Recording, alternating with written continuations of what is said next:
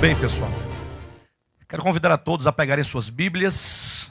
Nós vamos hoje adentrar efetivamente o capítulo 20 do livro do Apocalipse. Vamos adentrar efetivamente um tema extremamente importante para todos os cristãos verdadeiros que amam a Jesus Cristo, que desejam experimentá-lo dentro do seu propósito.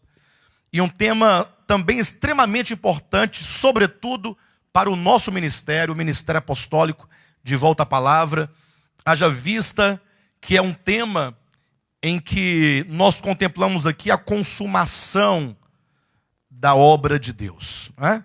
A consumação de tudo aquilo que um dia o Senhor começou a realizar, sobretudo também no que diz respeito à consumação da obra de Deus em nossas vidas.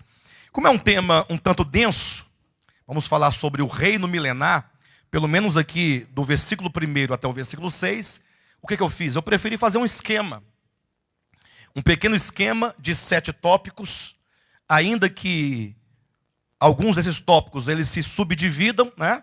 Ou seja, não é somente 7 tópicos, mas nós temos 7 tópicos e temos alguns subtópicos. Então assim, nós vamos aqui ter muita coisa a ser dita aqui nessa porção do reino milenar. E quero, portanto, que os irmãos me ajudem. Eu quero ser o máximo didático possível. Eu quero muito mais ensinar e explicar do que meramente ministrar algo. Ainda que nós queremos ministrar, mas queremos, como é um tema denso, eu preciso de estabelecer esses itens, ponto a ponto. Se você puder anotar, anota. Se não puder, não tem problema. Depois você me manda um e-mail e eu te respondo, te mandando essa sinopsezinha que eu fiz, esse pequeno esquema. O importante é que os irmãos acompanhem. Eu procurei colocar o que há de mais importante acerca do reino milenar em 7 tópicos e os seus subtópicos. Ok, pessoal? Pode ser assim? Muito bem. Então, antes de nós aqui lermos o texto, eu quero apenas lembrar os irmãos de 2 princípios de leitura e 2 princípios de interpretação, que na verdade são princípios hermenêuticos, né? São princípios que devem ser aplicados a todo tipo de leitura, sobretudo quando você lida com um texto sagrado. Porque o texto sagrado, ele não somente é um texto remoto no tempo, haja vista que Apocalipse capítulo 20 foi escrito há quase 2000 anos, né? Há quase 2000 anos. Então nós estamos distantes dessa leitura, ou melhor, desse texto, do modo como ele foi escrito e falado originalmente, como também ele dialoga com vários outros textos da Escritura. Então, os 2 princípios de leitura e de interpretação que eu quero que os irmãos levem em conta agora no nosso estudo é o princípio da dependência, que seria a questão contextual. Por exemplo, vamos ler aqui do versículo 1 até o versículo 6. Vamos ler os 6 primeiros versículos do capítulo 20. Então, o versículo 1, ele determina o sentido do versículo 2. E o versículo 2 determina o sentido do 1, que determina o sentido do versículo 3, que determina o do 4, que determina o 3º, e o 5º e o 6º. Ou seja, você não pode ler o versículo 1 e gerar uma interpretação. Em seguida você lê o versículo 2 e gerar outra interpretação. E depois lê o versículo 3 e gerar outra interpretação. Como se os versículos fossem independentes entre si. Não. Os versículos, eles são determinados pelos demais versículos. Ou seja, um versículo depende de outro para que, numa relação contextual, nós venhamos a extrair ou a colher do texto o seu significado. Eu estou dando essa advertência aos irmãos, antes de nós começarmos, porque vamos tocar em pontos nevrálgicos da fé cristã. Talvez você nunca tenha ouvido alguma coisa que você possa ouvir hoje ou em outras reuniões. Então, assim, eu tenho esse cuidado para que você saiba da nossa responsabilidade ao lidar com o texto sagrado e para que você tenha os meios de criticar aquilo que você vai ouvir e aquilo que você vai ler. Então, o primeiro princípio é o princípio da dependência, ou seja, a dependência que um versículo tem do outro, que é uma questão de contexto, certo? Então, digamos, o versículo 4, ele está dentro de um contexto, que começa no versículo 1, que vai no versículo 2, que passa pelo 3, que continua no 5, que acaba no 6. É o princípio da dependência, que é o princípio do contexto. Perfeito? Temos também um segundo princípio, que é o princípio da interdependência. Eu falei, o primeiro é o da dependência, quando um versículo depende do seguinte, e assim sucessivamente. Agora, a interdependência, que é o segundo princípio, tem a ver com a relação com outros textos das Escrituras. São os intertextos.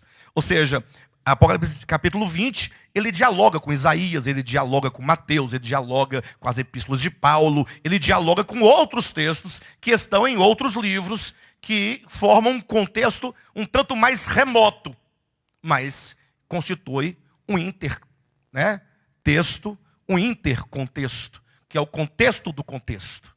Então, esses dois princípios. Não existe compreensão adequada de nenhum texto se você ignorar a dependência que uma palavra tem com a outra, e uma frase com a outra, e um parágrafo com o outro, e não tem uma compreensão clara se você não dialogar um texto com outros textos mais distantes, que seria o interdiscurso, o intertexto, o intercontexto.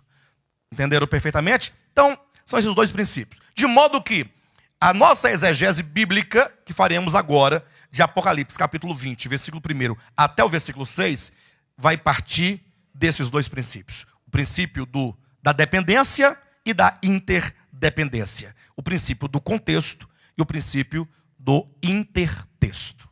Ok, pessoal? Ficou claro? Esses dois princípios? De maneira que eu não sou senhor do sentido, nem vocês são, e nem ninguém é, e nem um bispo, nem arcebispo, e nem padre, nem papa, e nem apóstolo. É o texto que é senhor de si mesmo. Só ele pode dizer o que ele significa. Tá bom, queridos? Vamos então fazer a leitura completa, a leitura de reconhecimento, capítulo 20, versículo de 1 a 6, e então nós comecemos passo a passo. Diz assim o texto sagrado.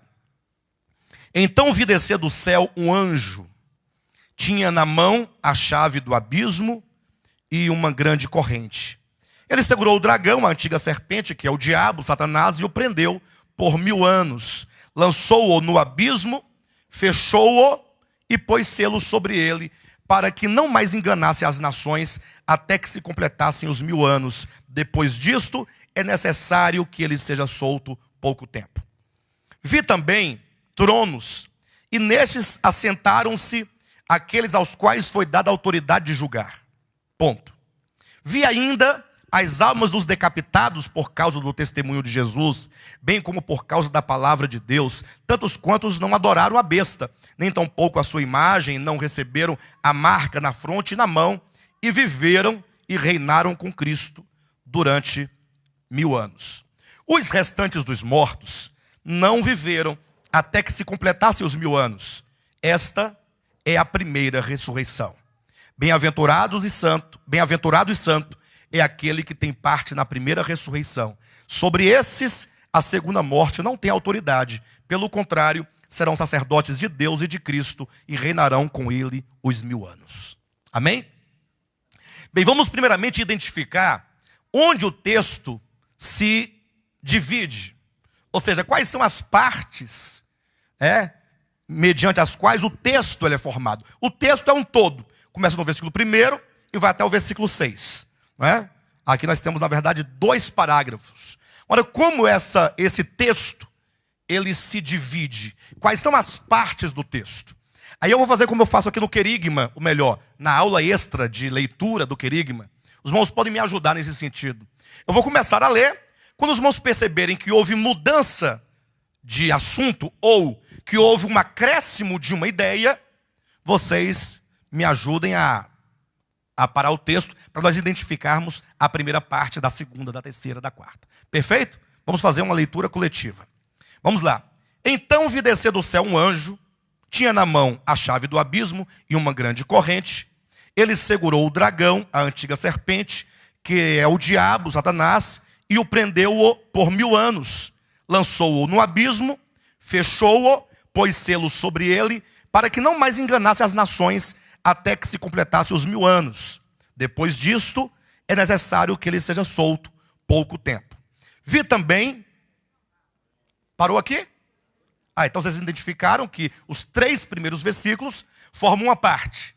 Por quê? Porque os 3 primeiros versículos, com todas as suas palavras, falam da prisão de Satanás no abismo por 1000 anos. Então, os 3 versículos dizem a mesma coisa.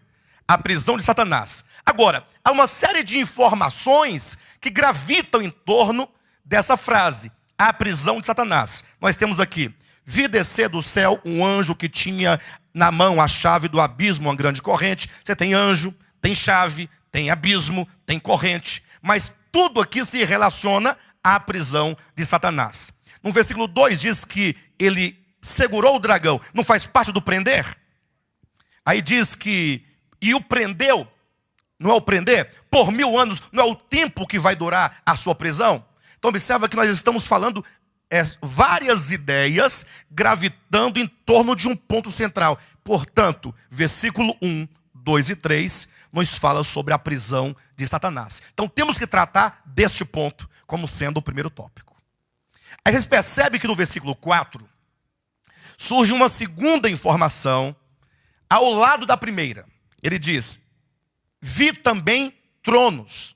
Ou seja, ele teve a visão, ou ele percebeu em sua visão a prisão de Satanás.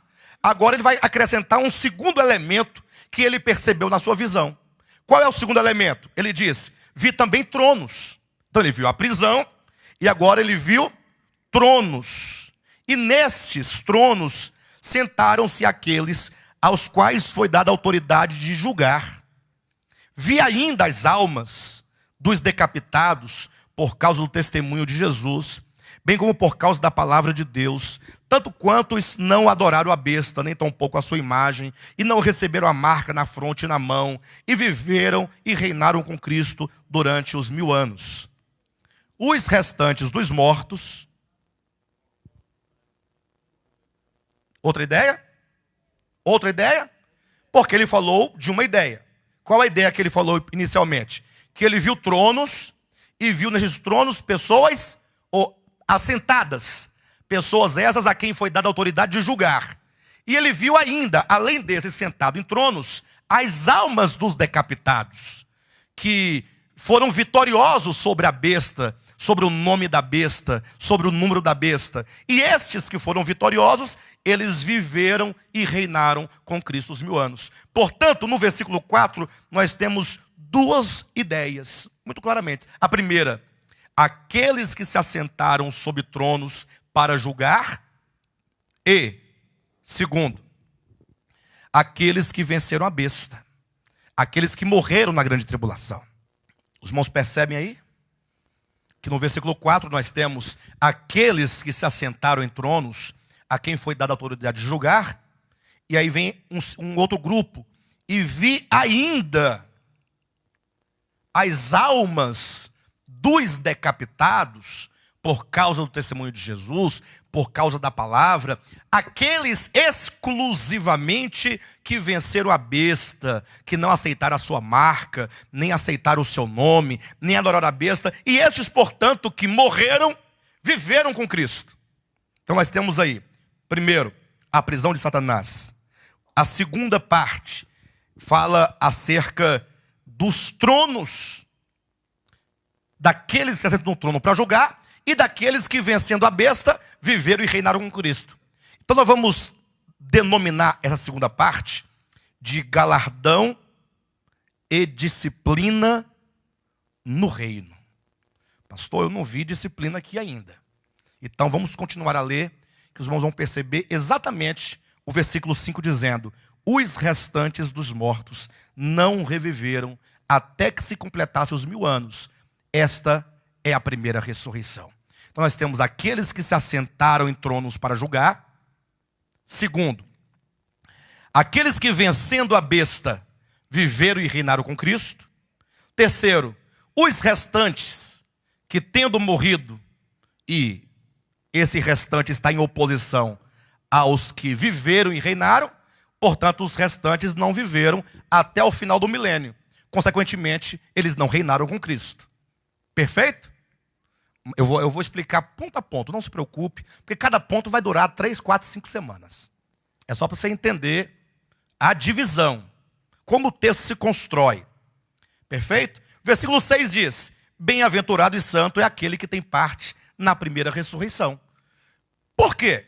Porque sobre esses, a segunda morte não tem autoridade. Então, os que têm parte na primeira ressurreição, eles não serão tocados pela segunda morte. Ah, pastor, então são salvos, né? Qual é o contrário aqui no texto, não é aí na sua cabeça? Qual é o contrário de não ser tocado pela segunda morte? Antes, pelo contrário, serão sacerdotes de Deus e de Cristo e reinarão com ele os 1000. Ou seja, ou reina com Cristo os 1000 anos, esta é a primeira ressurreição, ou é tocado pela segunda morte. Razão porque nós vamos denominar galardão e disciplina no reino. Tenham paciência comigo. Eu vou chegar lá. Quando eu chegar na parte, eu vou explicar, os irmãos vão entender perfeitamente.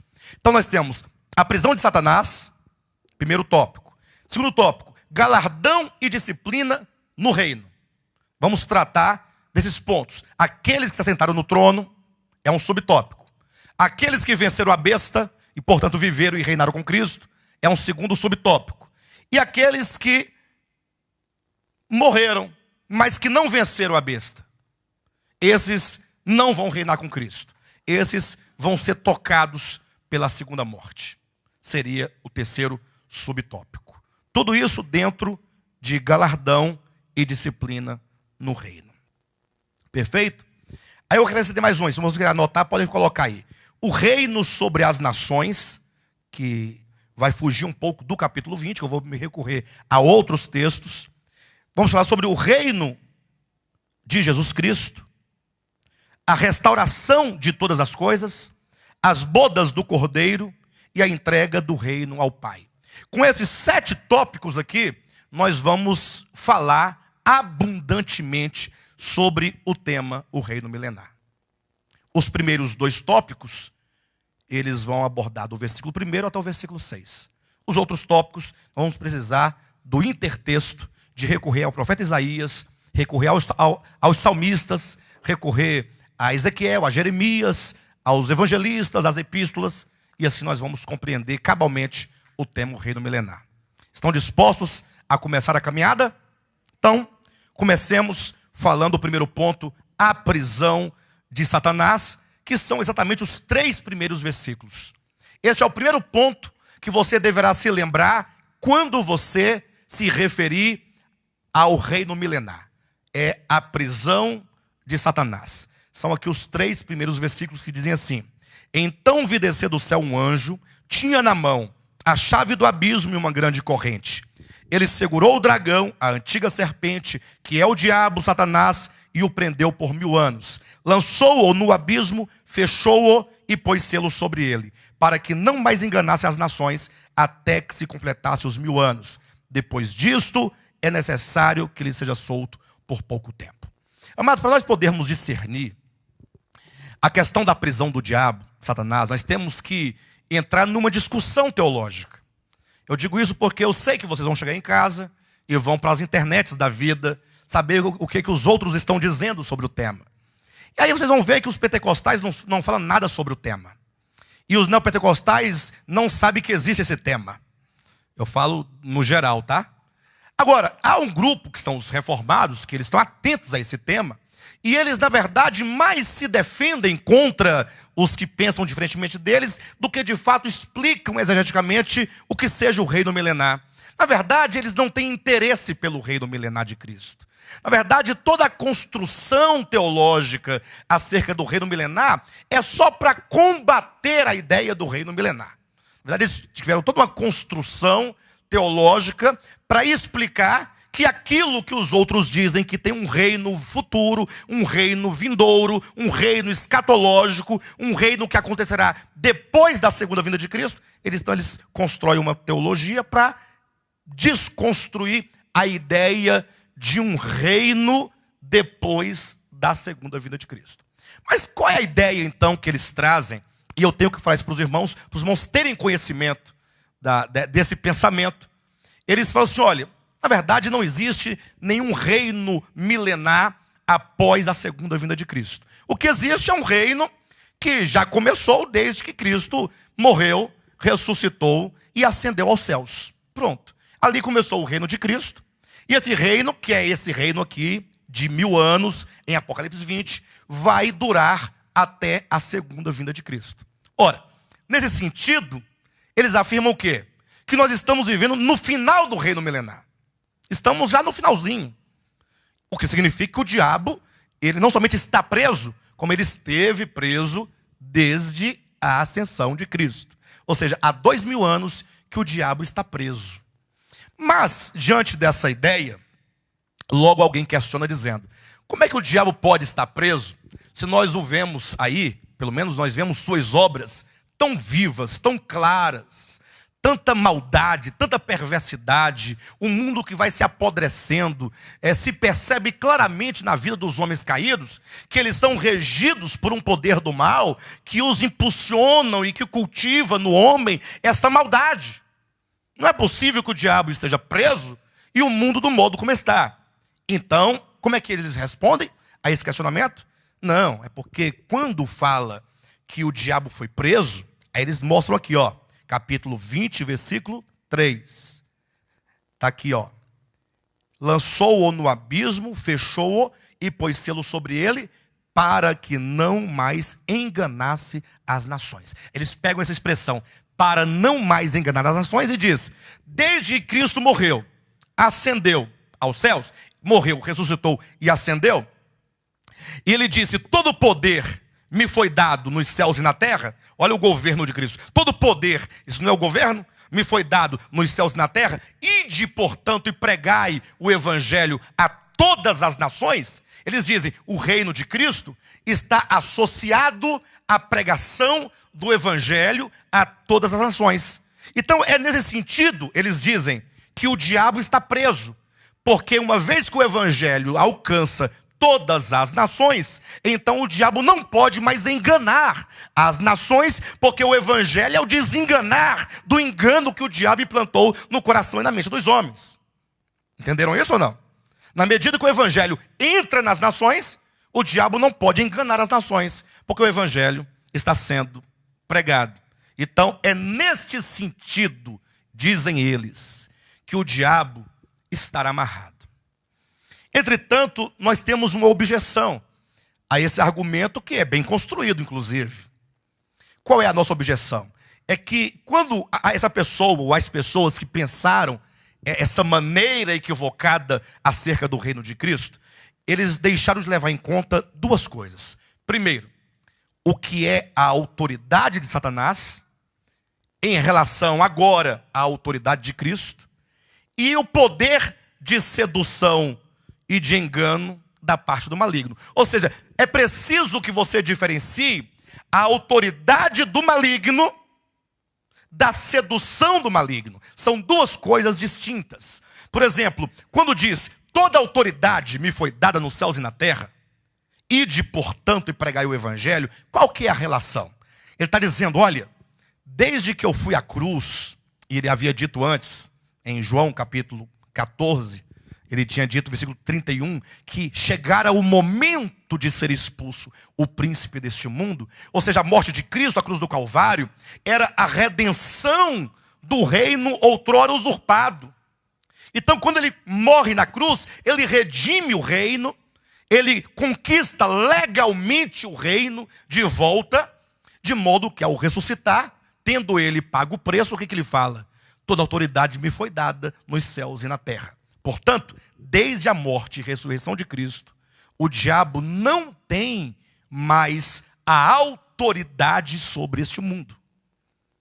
É lógico que se ele ainda age, ele age porque Jesus Cristo, ao ascender aos céus, com o fim de tomar posse do reino conquistado judicialmente na cruz, ele começou a fazer pelo coração dos homens. E tudo que o diabo faz, portanto, ainda no mundo, está debaixo do governo de Cristo. O diabo não é mais efetivamente o príncipe deste mundo. Por quê? Porque Cristo já tomou para si por meio da obra de redenção, a autoridade desse reino. Ele trouxe de volta. O reino usurpado fora redimido. Quando Cristo disse, Pai, está consumado, quer dizer, nada mais resta a ser feito. E então ele diz em ressurreição, toda autoridade me foi dada nos céus e na terra. Ele falou a verdade. Esse reino agora é dele. Só que ele ainda não tomou posse completamente desse reino. Uma coisa é o direito legal conquistado. Outra coisa é efetivamente se apropriar desse reino como quem dele toma posse. Para os irmãos terem uma ideia, abra no capítulo 11 de Apocalipse. Nós nunca, queridos, outrora, falamos desse tema reino milenar com a propriedade com que nós vamos falar a partir de hoje, viu, queridos? Portanto, anota aí. Capítulo 11, versículo 15. Olha o título que está aí na sua Bíblia. A sétima trombeta. O sétimo anjo tocou a trombeta. E houve no céu grandes vozes dizendo. Atenção. Quando diz o sétimo anjo tocou a trombeta, pensa comigo. Já se abriu o primeiro selo, o segundo selo, o terceiro selo, o quarto selo, o quinto selo, o sexto selo e o sétimo selo. Dentro do sétimo selo, a primeira trombeta já tocou, a segunda trombeta, a terceira trombeta, a quarta trombeta, a quinta trombeta, a sexta trombeta, 11 e 15, a sétima trombeta. Então olha como nós estamos no final. Porque o último selo do livro, porque o livro ele tem 7 partes que estão seladas com 7 selos. Portanto, o sétimo selo é a última parte. Estamos no finalzinho do livro. E agora, na última parte, essa última parte é subdividida em 7 trombetas. Primeira, segunda, e a sétima trombeta, portanto, é o fim do livro. Então, observa que é no finalzinho de todas as coisas que acontecerá o que está aqui no 11:15, quando diz assim, olha, o sétimo anjo tocou a trombeta e houve no céu grandes vozes dizendo, o reino do mundo se tornou de nosso Senhor e do seu Cristo, e ele reinará pelos séculos dos séculos. Opa, peraí. O reino do mundo se tornou... Aí quando Cristo disse lá na sua ressurreição, toda autoridade me foi dada nos céus e na terra. E quando Pedro diz que Jesus Cristo então ascendeu aos céus, e ao ser entronizado, ele foi constituído Senhor e Cristo deste mundo. Ele não tinha já, esse mundo já não tinha se tornado dele? Judicialmente sim, mas na prática ainda não. Na prática, só na sétima trombeta. Pastor, mas como é que eu posso saber que aqui no versículo 15 do capítulo 11, está falando da prática, do aspecto prático e não do aspecto judicial? Basta você ler o versículo seguinte. E os 24 anciãos que encontravam sentados no seu trono diante de Deus, prostraram-se sobre o seu rosto e adoraram a Deus, dizendo, o que eles disseram? Graças te damos, Senhor Deus Todo-Poderoso, que és e que eras, porque assumiste o teu poder e passastes então o reino do mundo se tornou, quer dizer que este é o momento em que Deus assume o poder. Fala do aspecto efetivo da coisa e não apenas do aspecto legal. Quando Cristo morreu, ele adquiriu legalmente e judicialmente o direito deste reino. Ele tornou-se judicialmente o Deus e o Senhor deste reino, outrora usurpado, agora restaurado. Entretanto, é somente na sétima trombeta que efetivamente ele vai se apropriar deste reino, ele vai então assumir o seu grande poder. Então, quando se fala de autoridade, a autoridade do maligno sobre este mundo encerrou-se quando Jesus disse, Pai, está tudo consumado. Ele não tem mais autoridade, porque agora a autoridade legal e judicial é do Senhor Jesus Cristo. Ele é o Senhor. e, portanto, ele sim, de fato, começou a reinar lá. Entretanto, num dado momento, ele vai assumir publicamente, será a manifestação deste reino. E isso está de acordo com Lucas capítulo 19. Você pode abrir a sua Bíblia. Quando Jesus Cristo conta-nos uma parábola para falar acerca desse aspecto. Bem, Lucas 19, versículo 11, observa. Ouvindo eles estas coisas, Jesus propôs uma parábola, visto estar perto de Jerusalém, e lhes parecer que o reino de Deus havia de manifestar-se imediatamente. Amados, atentem para esse princípio aqui das parábolas. As parábolas são contadas dentro de determinados contextos. Elas não nascem do nada, elas não brotam do nada. Ou seja, alguma circunstância material, circunstancial, gera a necessidade de um ensinamento. E é aí que Jesus então entra com uma parábola para ilustrar aquilo que se quer saber ou aquilo que se deseja ensinar.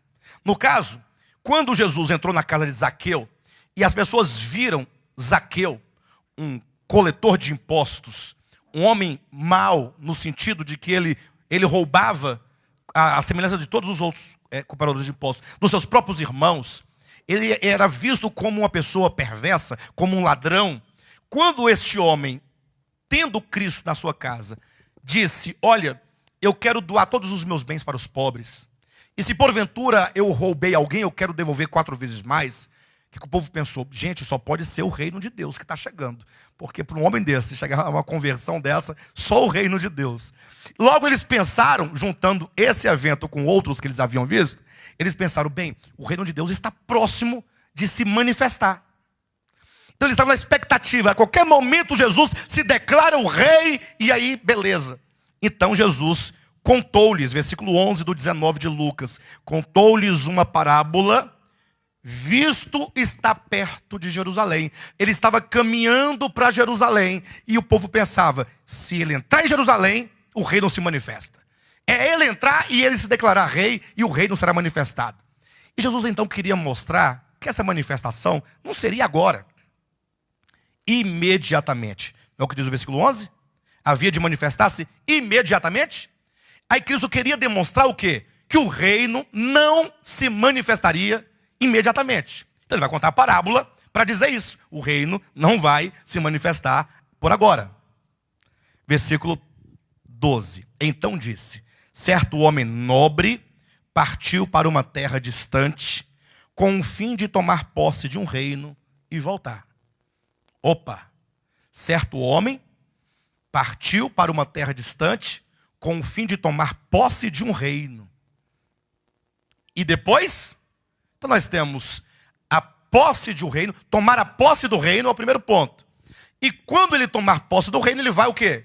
Regressar. Então nós temos a partida, a posse e o retorno. Sim, pessoal? Que partida é essa? É a partida de Cristo para os céus. Ele não voltou ao Pai, ele partiu para uma terra distante. E o que ele foi fazer nos céus? Em ressurreição. Tomar posse do reino. Jesus Cristo não está nos céus, assentado, batendo papo com o Pai, com o Espírito Santo, e aí Miguel, Gabriel, Rafael, Ariel e o Zé todo. Não! Ele está tomando posse de um reino, razão porque é dito que ele vive a interceder por nós.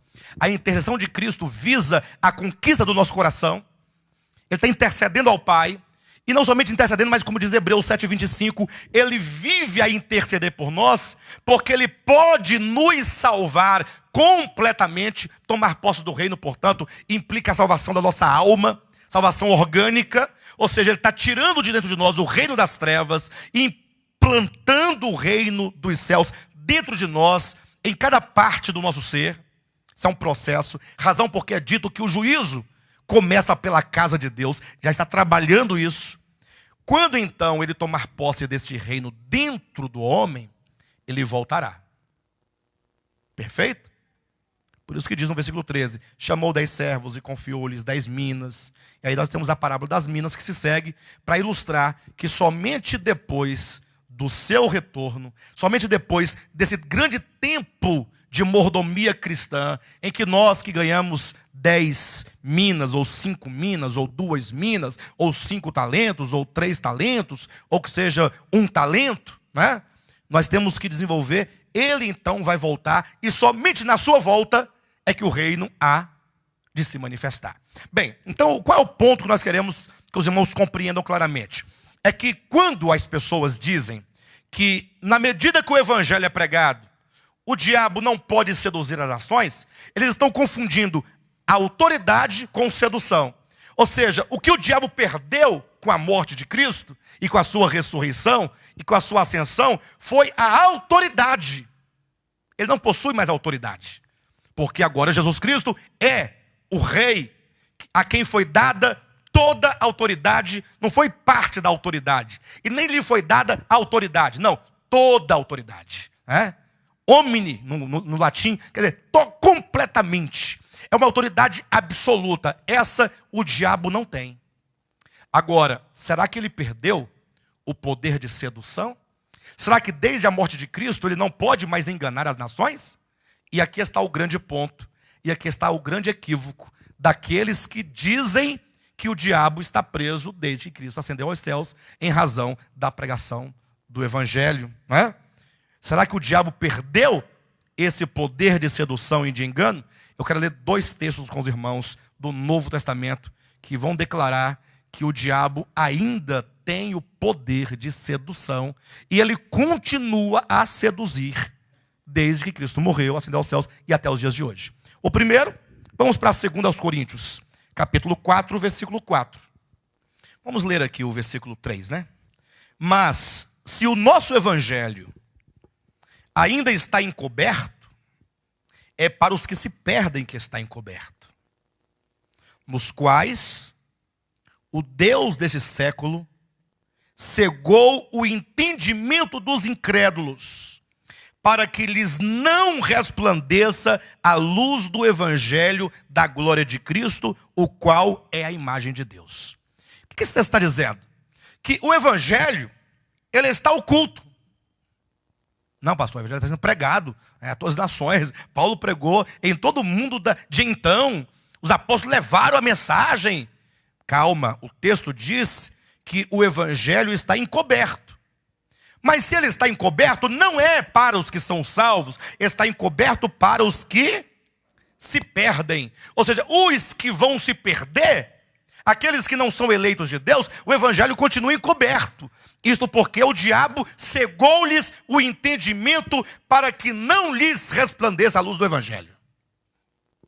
Então como é que vai dizer que o diabo está preso para não mais enganar as nações?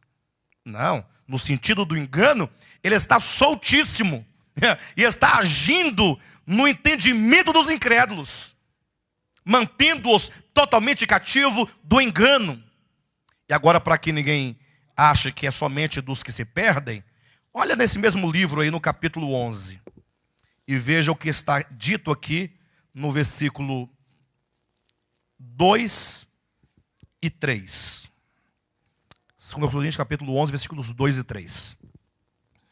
Porque zelo por vós com zelo de Deus, visto que vos tenho preparado para vos apresentar como virgem pura a um só esposo, que é Cristo. Mas receio, olha, o apóstolo Paulo tinha um receio. Qual é o receio que o apóstolo Paulo tinha? Que assim como a serpente enganou a Eva com a sua astúcia, assim também seja corrompida a vossa mente e se aparte da simplicidade e pureza devidas a Cristo. Ora, se o apóstolo Paulo tivesse conhecimento de que o diabo está preso para não mais enganar as nações, por que ele estaria preocupado que o diabo pudesse enganar a igreja? Imagine só, o apóstolo Paulo tendo ele ciência, pessoal, Deus prendeu o diabo. Não, pessoal, mas como é que pode estar preso se tantas mazelas? Aí eles vão para Apocalipse e falam, não, está preso no sentido de não mais enganar as nações. Se isso fosse verdade, de que esse reino, ou de que esse ser preso, no sentido de não mais enganar, acontecesse desde a morte, ressurreição e ascensão de Cristo, por que o apóstolo Paulo disse que os incrédulos estão enganados? Porque o diabo cegou-lhes o entendimento? E por que ele tem essa preocupação de que o diabo enganasse a igreja com a sua astúcia? Seria totalmente Um grande equívoco do apóstolo Paulo. O que significa que o diabo, no que tange à autoridade, ele não está mais no exercício dela. E no que diz respeito ao seu poder de seduzir e de enganar, ele está vivo, ativo e soltíssimo. Ou não? Então, esse é o detalhe, que quando colocaram a questão da prisão do diabo, eles deixaram de diferenciar o poder da sedução e do engano da autoridade. São duas coisas distintas que não podem ser confundidas. Portanto, voltando aqui para Apocalipse capítulo 20, essa prisão do diabo por 1000 anos, para que o diabo não mais engane as nações, só pode ter um caráter escatológico. Porque nunca houve, e até hoje não há, nunca houve até hoje também, nunca aconteceu, de haver um tempo em que o diabo estivesse preso para não enganar. O diabo sempre foi um enganador e até hoje ele continua a enganar. Observa que um dos propósitos do reino milenar é que durante esses 1000 anos proféticos, o diabo esteja impedido de enganar as nações. E aí é muito lógico e óbvio, o diabo, que é o grande tentador, o diabo que é o grande enganador dos seres humanos, e o diabo que é o grande agricultor, que cultiva no coração do homem o pecado, e é o grande arquiteto do cosmo exterior que seduz o coração dos homens, ele deverá estar preso por ocasião do governo de Cristo sobre os homens. Naquele tempo, de que é dito e de que veremos posteriormente, que diz que os homens, eles até que pecarão durante o milênio. As nações pecarão. Entretanto, o pecar, aquele que pecar, e coloca na hipótese, só morrerá aos 100 anos. Isso demonstra como que o pecado, haverá pecado, não entretanto, como acontece nos dias de hoje. Por quê? Porque o grande agricultor, o grande articulador, o grande arquiteto do cosmo, do pecado, que cultiva, que, me ajuda aí, fomenta, seduz, nessa ocasião estará preso. Então os homens terão pecado, as nações ainda terão pecado em si. Entretanto, aquele que está trabalhando estará preso nesta ocasião. Então observem que esta prisão do maligno por 1000 anos só pode ser escatológica, porque antes de Cristo nunca houve isso, e depois da morte de Cristo nunca houve um tempo, seja ele qual for, em que o diabo estivesse impedido de enganar os homens. Há um texto aqui em Isaías, capítulo 24, que nos fala do tempo em que o maligno será aprisionado. Abra sua Bíblia no capítulo 24 de Isaías. Vamos ler a partir do versículo 16. Na minha Bíblia, que o 16 ele está subdividido em duas partes, Inseriram bem no meio um título, A Ruína dos Transgressores. Vamos ler a partir daí para baixo, tá bom, amados? Mas eu digo, definho, ai de mim. Os pérfidos tratam perfidamente. Sim, os pérfidos tratam muito perfidamente. Terror, cova e laço vem sobre ti, ó morador da terra.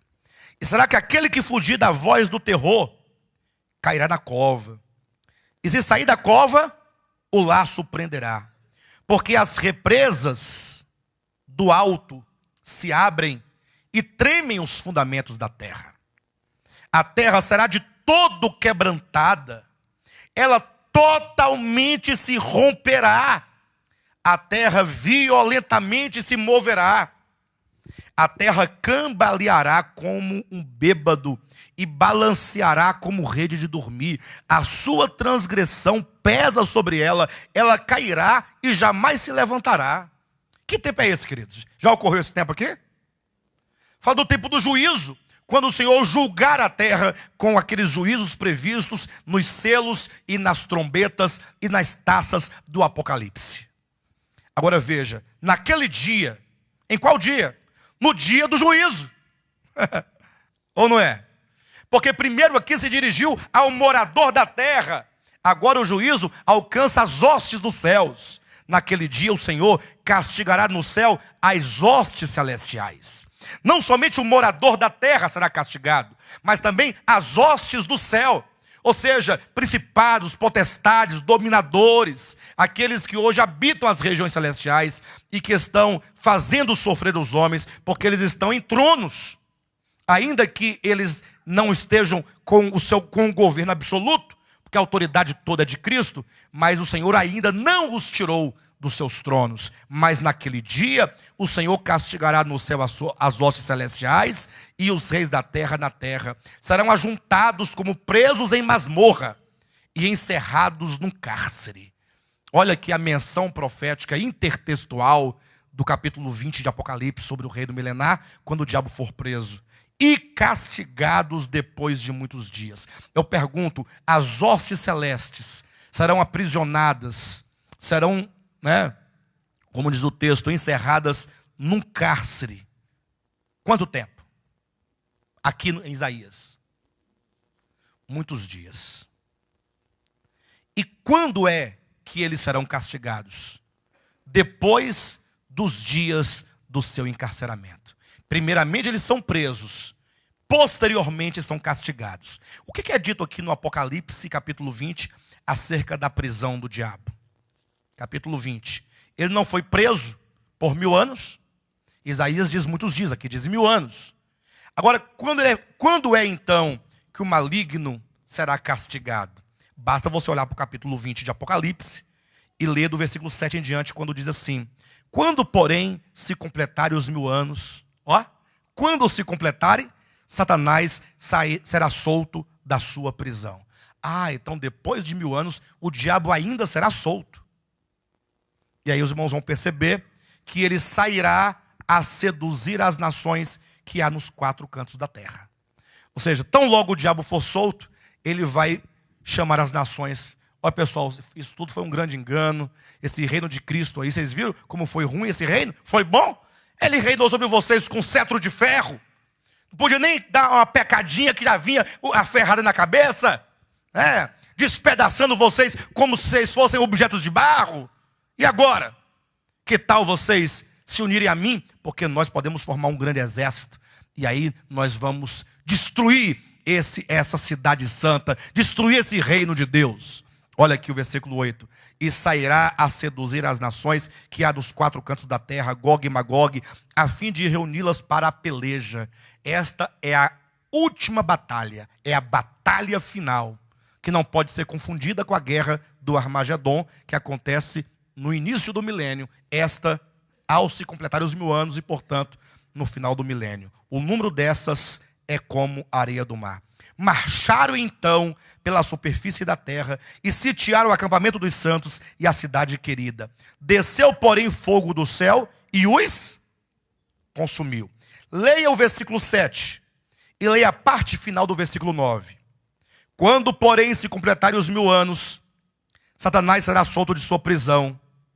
Desceu, porém, fogo do céu e os consumiu. Quando é que ele será castigado?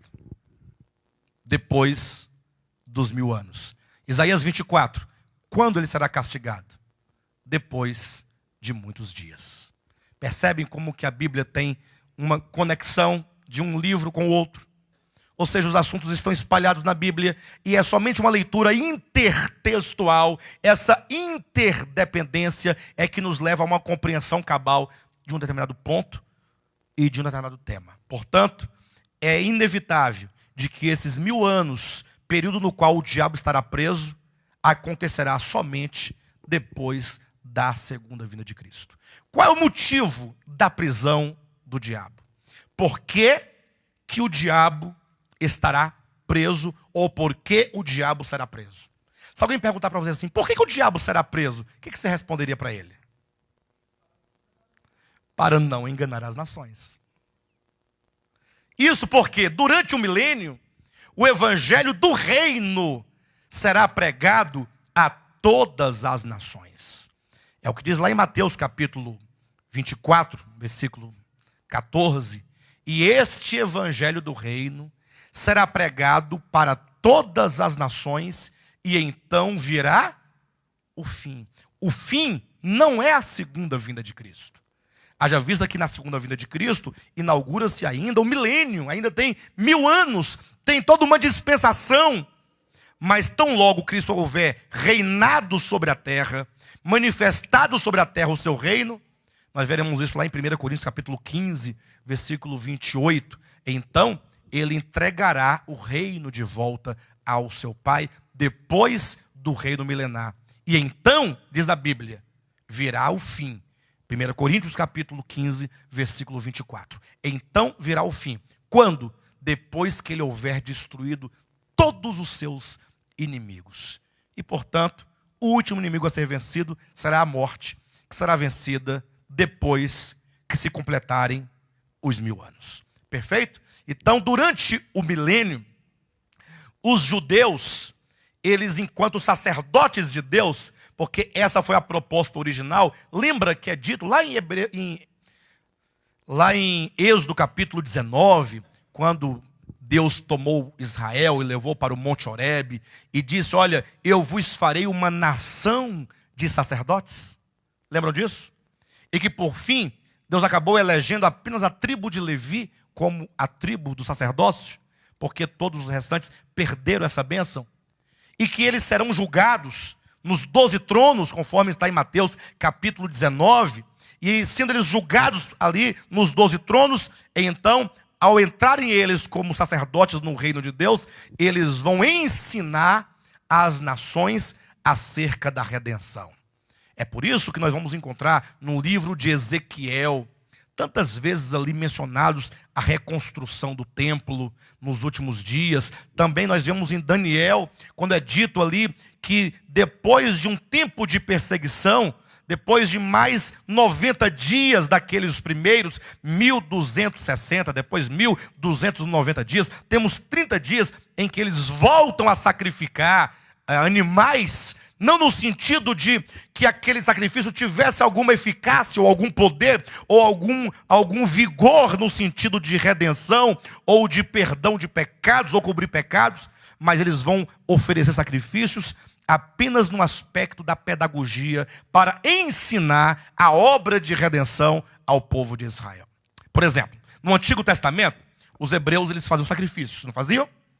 Aqueles sacrifícios tinham duas razões. A primeira era para ensinar o povo a história da redenção, que ainda não era história, ainda era profecia.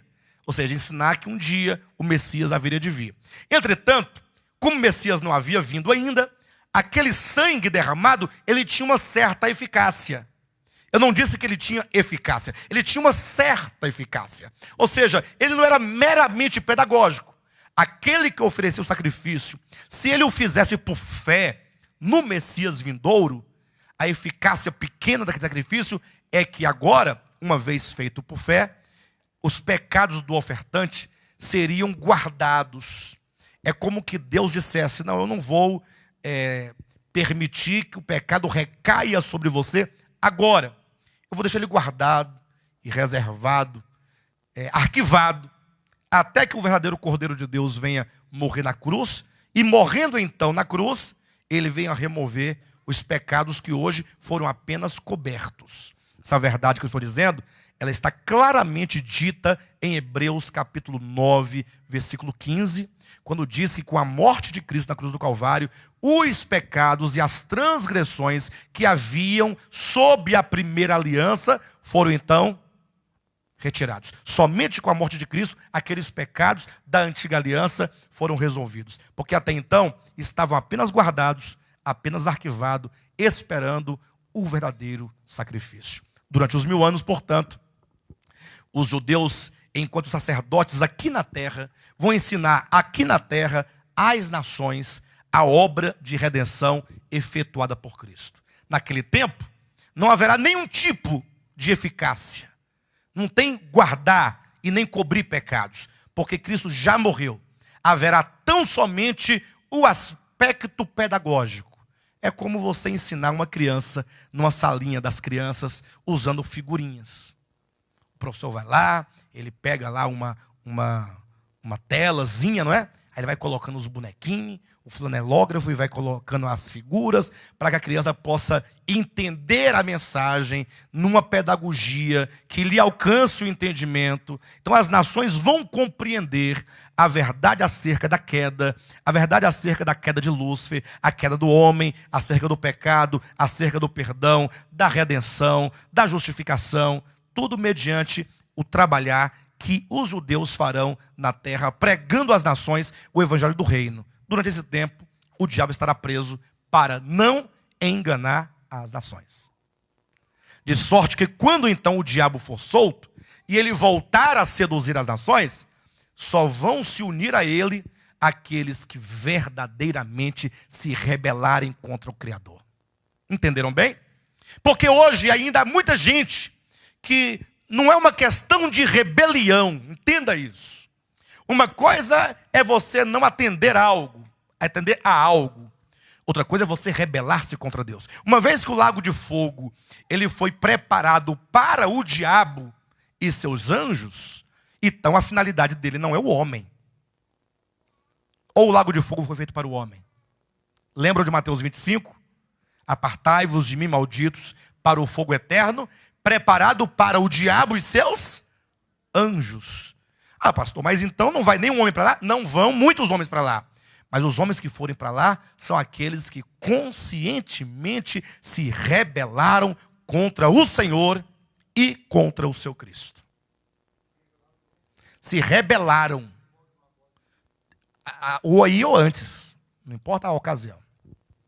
Bem, mas o importante de tudo isso é que os irmãos entendam que a prisão de Satanás nesse tempo será necessário para que então os homens e as nações sobre a terra possam estar totalmente claros a respeito da verdade.